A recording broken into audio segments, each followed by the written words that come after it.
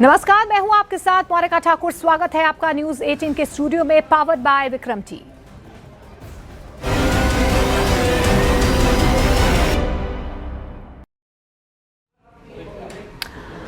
France के विदेश मंत्री जीन नोएल बेरोट ने रूस के राष्ट्रपति व्लादिमीर पुतिन पर गंभीर आरोप लगाए हैं। उन्होंने पुतिन को क्रेमलिन आलोचक एलेक्सी नवालिनी की मौत के लिए जिम्मेदार बताया है। ब्रिटेन, फ्रांस, जर्मनी, स्वीडन और नेदरलैंड्स की सरकारों ने संयुक्त बयान में यह दावा किया है कि 2 साल पहले एक कॉलोनी में नवालिनी को घातक विष दिया गया था। हालांकि रूस सरकार ने इन आरोपों को खारिज करते हुए किसी भी तरह की जिम्मेदारी से इनकार किया है। इस बयान के बाद रूस और यूरोपीय देशों के बीच तनाव और ज्यादा बढ़ सकता है।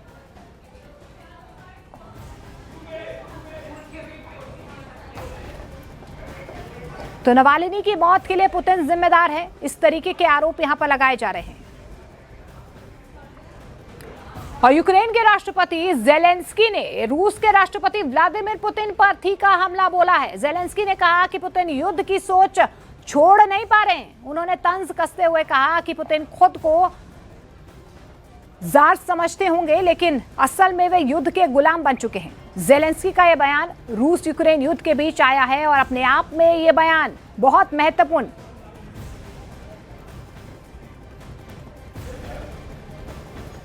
Cannot let go of the very idea of war. He may see himself as a Tsar, but in reality he is a slave to war. And if he lives another 10 years, we can understand it can be. War can return. America Iran के supreme leader Khamenei को बार बार बातचीत के लिए धमका रहा है और उधर खामनेई अपनी ही देश में गिरते हुए नजर आ रहे हैं। ईरान के शहरों के अलावा जर्मनी में भी ईरानी शासन के खिलाफ प्रदर्शन हो रहा है। जर्मनी से जो तस्वीरें सामने आई हैं वो चौंकाने वाली हैं। हजारों की संख्या में लोग खामनेई के खिलाफ प्रदर्शन के लिए उतरे हैं और खामनेई के खिलाफ जमकर नारेबाजी हो रही है। ये म्यूनिख जर्मनी की तस्वीरें हैं, जहां पर देखिए खामनेई के खिलाफ किस तरीके से जन आक्रोश लोगों का देखने को मिल रहा है।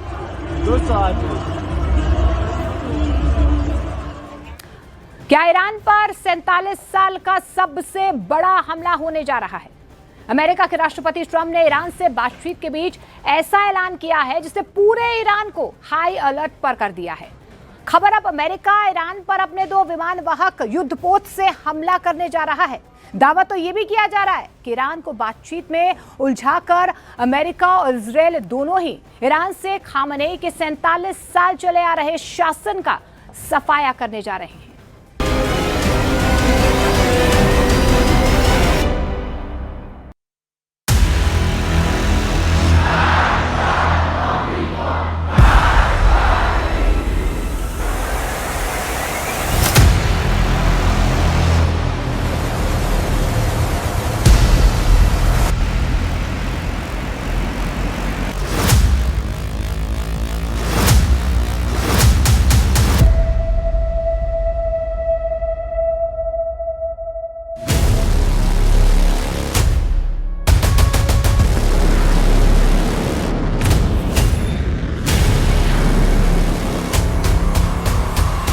हर हाल में ईरान पर हमला, 47 साल का सबसे बड़ा युद्ध। जिसका डर था अब वही होने जा रहा है। ईरान पर हर हाल में हमला होगा। अमेरिका और इजराइल ने पूरी तरह से मन बना लिया है कि 47 साल से ईरान की सत्ता का केंद्र रहे अली खामनेई के शासन के अंत का वक्त आ चुका है। अभी तक ईरान पर हमला करने के लिए अब्राहम लिंकन युद्धपोत ईरान के करीब पहुंच चुका है। अब ट्रंप ने ऐलान कर दिया है कि ईरान में खामनेई शासन पर दर्दनाक हमला करने के लिए अमेरिका का एक और विमानवाहक पोत USS Gerald R Ford Iran पर हमला करने के लिए आ रहा है। इधर हमले की भनक मिलते ही ईरान ने अपने मिसाइल सिटी और ड्रोन अड्डों को पूरी तरह से एक्टिव कर दिया है। दावा किया जा रहा है कि ईरान की गरीब वायुसेना के नाम से मशहूर ईरानी मिसाइलें और ड्रोन सबसे घातक हमले का प्लान इजराइल पर बना चुके हैं। कुल मिलाकर जिस तरह से ट्रंप ने दावा किया कि हम ईरान पर दर्दनाक हमला कर सकते हैं, उससे पूरे पश्चिम एशिया में कोहराम मचना शुरू हो चुका है। ट्रंप ने उतारे 2 विमान वाहक पोत, ईरान पर डबल अटैक की तैयारी।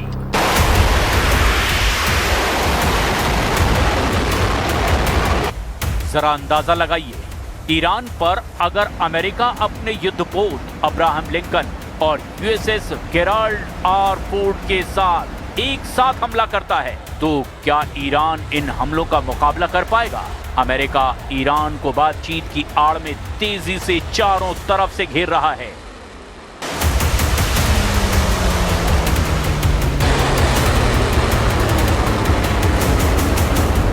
इधर ईरान अपने ऊपर होने वाले हमलों को देखते हुए अपनी 27 अड्डों को इजराइल पर हमले के लिए तैयार कर रहा है। खबर तो यहां तक है कि ईरान की जबरदस्त जंगी ताकत को देखते हुए जानबूझकर हमला करने में देरी की गई है, लेकिन अब खबर है कि ईरान पर जल्द ही हमला होगा, क्योंकि ट्रंप ने उत्तरी कैरोलिना के फोर्ट ब्रैग में 2 टूक धमकी दी है कि ईरान में सत्ता परिवर्तन सबसे अच्छी बात होगी, जो हो सकती है। इसी बयान के बाद विशेषज्ञ दावा कर रहे हैं कि ईरान पर कई चरणों में हमला होगा। 5 चरणों में ईरान पर हमला, 27 अड्डों पर हमले की तैयारी। अमेरिका की सैन्य घेराबंदी, दूसरा विमान वाहक पोत हमले को तैयार। राष्ट्रपति डोनाल्ड ट्रंप ने आदेश दिया है कि यूएसएस गेराल्ड आर फोर्ड को तुरंत मध्य पूर्व भेजा जाए। ये यूएसएस अब्राहम लिंकन के साथ मिलकर ईरान की समुद्री सीमा के पास तैनात होगा। और अब खबर है कि ईरान पर एक साथ 2 विमान वाहक पोत से हमले होंगे। बंकर बस्टर बमों का स्टॉक डियोगो गार्सिया और कतर स्थित अमेरिकी बेस पर GBU-57 बमों की नई खेप पहुंचाई गई है। ये वही बम हैं जिन्होंने जून 2025 में ईरान के परमाणु केंद्रों को भारी नुकसान पहुंचाया था। हाइपरसोनिक डिफेंस, अमेरिकी नौसेना ने फारस की खाड़ी में तैनात अपने जहाजों पर नए इंटरसेप्टर लगाए हैं ताकि ईरान की फतह 2 मिसाइलों का मुकाबला किया जा सके।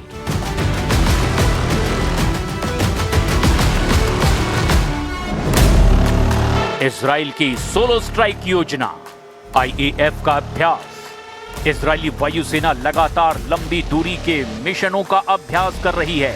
इजराइल ने संकेत दिया है कि यदि ओमान में चल रही बातचीत में ईरान ने अपने मिसाइलें कम नहीं की तो इजराइल अकेले ही हमला कर देगा। टारगेट लिस्ट अपडेट, मोसाद ने ईरान के 27 नए मिसाइल और ड्रोन अड्डों की पहचान की है जिन्हें प्रायोरिटी टारगेट पर रखा गया है। इसमें विशेष रूप से वो ठिकाने शामिल हैं जहां ईरान ने अपनी हाइपरसोनिक मिसाइलें छिपाई हैं। ऑपरेशन मिडनाइट हैमर 2, खुफिया सूत्रों का दावा है कि यदि युद्ध शुरू होता है तो ये पिछले साल के ऑपरेशन से भी बड़ा होगा। पहला लक्ष्य ईरान के संचार तंत्र और बिजली घरों को साइबर हमले से ठप करना है। दूसरा लक्ष्य IRGC के कमांडरों और उन 7 ठिकानों को नष्ट करना जहां से मिसाइलें दागी जा सकती हैं। तीसरा लक्ष्य ईरान के तेल अड्डों जैसे खर्ग द्वीप पर हमला करके उसकी आय के स्रोत को पूरी तरह से बंद करना है। ट्रंप का अल्टीमेटम, राष्ट्रपति ट्रंप ने हाल ही में कहा कि ईरान के पास समझौता करने के लिए अब बहुत ही कम समय बचा है। उन्होंने चेतावनी दी कि बातचीत नाकाम होने पर परिणाम बहुत ज्यादा दर्दनाक होंगे। ट्रंप की रणनीति मैक्सिमम प्रेशर की है, जिसमें सैन्य धमकी को बातचीत के हथियार के रूप में इस्तेमाल किया जा रहा है। ईरान की जवाबी तैयारी, हमले की आहट को भांपते हुए ईरान ने भी अपनी मिसाइल सिटीज को सक्रिय कर दिया है। ईरान के सुरक्षा प्रमुख अली शामखानी ने चेतावनी दी कि अगर एक भी अमेरिकी बम ईरान की धरती पर गिरा तो पूरा मध्य पूर्व युद्ध की ज्वाला में जल उठेगा। ईरान पर हमले की तैयारियां पूरी हो चुकी है, बस गो अहेड का इंतजार है।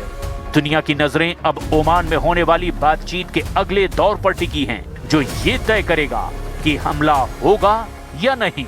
लेकिन ट्रंप ने जो तेवर दिखाए हैं उससे साफ है अमेरिका और इजराइल ईरान से खामनेई शासन का सफाया चाहते हैं। यानी ईरान के सामने ऐसी शर्तें रखी गई हैं कि अगर इन्हें ईरान मानता है तो भी ईरान से खामनेई शासन की धमक खत्म हो जाएगी, और अगर नहीं मानता तो भी खामनेई शासन को खत्म करने के लिए हमला किया जाएगा। Seems like that would be the best thing that could happen. For 47 years they've been talking and talking and talking. In the meantime, we've lost a lot of lives while they talk, and legs blown off, arms blown off, faces blown off. It's been going on for a long time. So let's see what happens. In the meantime, we have tremendous power has arrived, and additional power, as you know, another carrier is going out shortly. So we'll see it how if we could get it settled for once and for all, that would be good. What do you want to take over?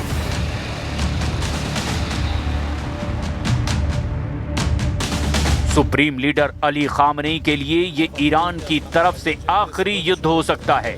इसकी वजह ये है कि Iran ने America और Israel के सामने झुकने से साफ इनकार कर दिया है।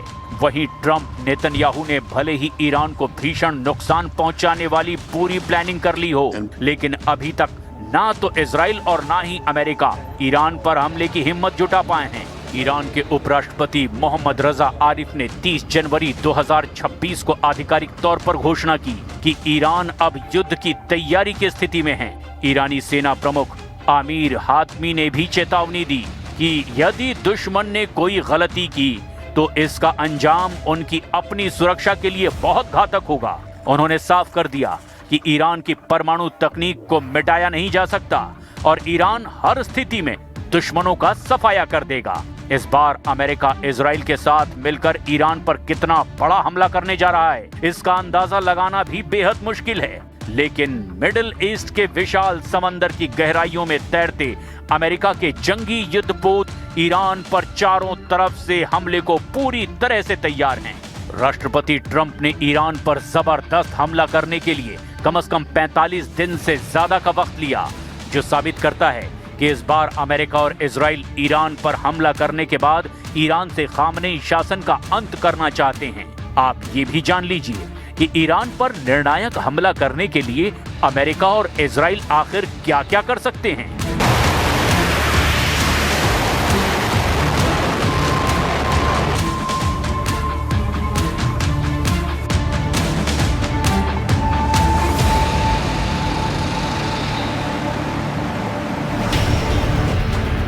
सैंतालीस साल से चल रही बातचीत अब 47 घंटे में खामनेई का अंत।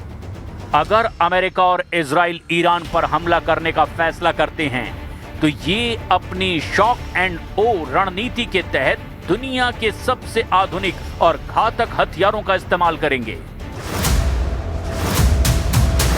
हवाई हमले के लिए प्रमुख विमान F-35I अदीर, ये इजराइल का सबसे शक्तिशाली स्टील्थ फाइटर जेट है। ये ईरानी रडार S-300 और S-400 की पकड़ में आए बिना देश के अंदर घुसकर परमाणु ठिकानों पर हमला कर सकता है। P-2 स्पिरिट स्टील्थ बॉम्बर, ये विशाल बॉम्बर सीधे अमेरिका या डिएगो गार्सिया बेस से उड़ान भरकर ईरान के पहाड़ों के नीचे बने बंकरों पर हमला करने में सक्षम हैं। F-15E स्ट्राइक ईगल, इन्हें जॉर्डन और कतर के बेस पर तैनात किया गया है। ये भारी मात्रा में बम और मिसाइलें ले जाने के लिए जाने जाते हैं। ईरान पर हमला करने में इनका जमकर इस्तेमाल होगा। बंकर और परमाणु ठिकानों को नष्ट करने वाले हथियार GBU-57 MOP, इसे बंकरों का काल कहा जाता है। 13,000 किलो का ये बम जमीन के 200 फीट अंदर तक घुसकर विस्फोट कर सकता है। इजराइल ने हाल ही में अमेरिका से इसकी मांग की है। स्पाइस गाइड बम, इजराइल द्वारा विकसित ये बम बिना GPS के भी आर्टिफिशियल इंटेलिजेंस की मदद से अपने लक्ष्य को सटीक तरीके से पहचान कर हमला कर सकता है। नौसैनिक शक्ति USS अब्राहम लिंकन और USS गेराल्ड R. फोर्ड, ये दो विशाल अमेरिकी विमानवाहक पोत अरब सागर और फारस की खाड़ी के पास तैनात हैं। इनमें सैकड़ों लड़ाकू विमान और टॉमहॉक क्रूज मिसाइलें भी मौजूद हैं। यानी ईरान पर इन दोनों विमानवाहक पोतों से भीषण हमला हो सकता है। USS Frank E. Peterson junior, और यूएसएस माइकल मर्फी जैसे जहाज समुद्र से ही ईरान के सैन्य ठिकानों पर सैकड़ों मिसाइलें दाग सकते हैं। डिफेंस और काउंटर सिस्टम एरो 4, ये नया सिस्टम अंतरिक्ष में ही ईरान की बैलिस्टिक मिसाइलों को नष्ट करने के लिए तैयार है। थार्ड और पेट्रियट, अमेरिका ने अपने अरब मित्र देशों जैसे सऊदी अरब, यूएई और कतर की सुरक्षा के लिए इन मिसाइल डिफेंस सिस्टमों की संख्या अब और ज्यादा बढ़ा दी है ताकि ईरान के जवाबी हमलों को रोका जा सके। साइबर और इलेक्ट्रॉनिक युद्ध EA-18 ग्रोवलर, ये विमान ईरान के पूरे डिफेंस रडार और संचार तंत्र को जैम कर सकता है, जिससे ईरानी सेना को पता ही नहीं चलेगा कि हमला कब और कहां से हुआ। विशेषज्ञों के मुताबिक हमला साइबर स्ट्राइक से शुरू होगा, जिसके बाद F-35 विमानों के द्वारा रडार नष्ट किए जाएंगे और अंत में B-2 बॉम्बर्स परमाणु ठिकानों को निशाना बनाएंगे। وادار میکنه به عقب نشینی. قدرت ملی بیش از اون که به موشک و هواپیما ارتباط داشته باشه به اراده ملت ها و ایستادگی ملت ها ارتباط پیدا میکنه. شما به حمدالله ایستادگی رو نشان دادید و اراده خودتون رو نشان دادید. कुल मिलाकर ईरान पर अब हमले का आखिरी काउंटडाउन एक तरह से शुरू हो चुका है। ट्रंप और नेतन्याहू ने अपने इरादों से साबित कर दिया है कि वो ईरान से हर हाल में खामनेई शासन का अंत चाहते हैं, ताकि भविष्य में फिर कभी भी ईरान से किसी भी तरह की चुनौती या फिर खतरा कभी पैदा